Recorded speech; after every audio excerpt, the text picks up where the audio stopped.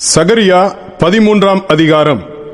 அந்நாளிலே பாவத்தையும் அழுக்கையும் நீக்க தாவீதின் குடும்பத்தாருக்கும் எருசலேமின் குடிகளுக்கும் திறக்கப்பட்ட ஒரு ஊற்று உண்டாயிருக்கும். அந்நாளிலே நான் விக்கிரகங்களின் பேரும் தேசத்தில் இராதபடிக்கு அழிப்பேன். அவைகள் இனி நினைக்கப்படுவதில்லை.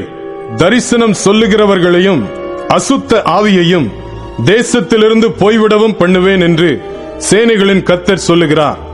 இனி ஒருவன் தரிசனம் சொன்னால் அவனை பெற்ற அவன் தகப்பனும் அவன் தாயும் அவனை நோக்கி, நீ கர்த்தருடைய நாமத்தை கொண்டு பொய் பேசுகிறபடியால் நீ உயிரோடு இருக்கப்படாது என்று சொல்லி அவனை பெற்ற அவன் தகப்பனும் அவன் தாயும் அவன் தரிசனம் சொல்லும்போது அவனை குத்தி போடுவார்கள். அந்நாளிலே தரிசனம் சொல்லுகிற அவனவன் தான் சொன்ன தரிசனத்தினால் வெட்கப்பட்டு பொய் சொல்லும்படிக்கு இனி மயிர் போர்வையை போர்த்து கொள்ளாமல், நான் தரிசனம் சொல்லுகிறவன் அல்ல, நான் நிலத்தை பயிரிடுகிறவன், என் சிறு வயது முதல் ஒருவன் என்னை வேலை கொண்டான் என்பான்.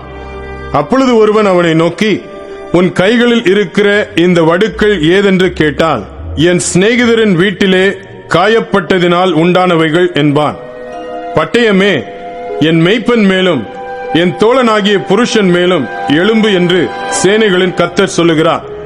மேய்ப்பனை வெட்டு, அப்பொழுது ஆடுகள் சிதறி போகும். ஆனாலும் என் கரத்தை சிறுவர் மேல் திரும்ப வைப்பேன்.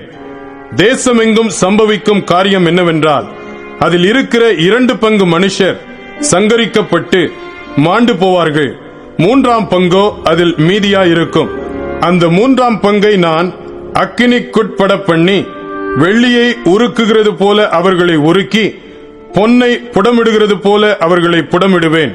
அவர்கள் என் நாமத்தை தொழுது கொள்வார்கள். நான் அவர்கள் விண்ணப்பத்தை கேட்பேன். இது என் ஜனம் என்று நான் சொல்லுவேன்.